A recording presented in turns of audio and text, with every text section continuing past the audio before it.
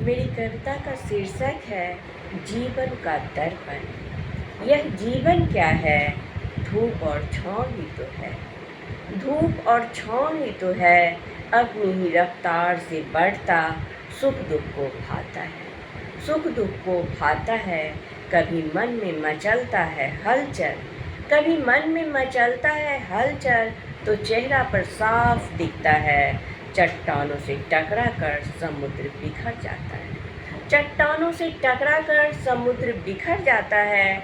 ऐसे ही भावनाओं का जन्म हुआ, ऐसे ही भावनाओं का जन्म हुआ, और शब्द धारा प्रवाह में बहता गया। शब्द धारा प्रवाह में बहता गया। दर्पण दिखाते हैं अपना अक्स, दर्पण दिखाते हैं अपना अक्स। बचपन से इस उम्र तक का होता है अवलोकन। क्या था सोचा मैंने, क्या था सोचा मैंने, मिला क्या पूछती हूँ दर्पण से, पूछती हूँ दर्पण से। वो बोलता है कहाँ, वो बोलता है कहाँ, मौन रह कर भी सब कुछ अनुभव करवाता है।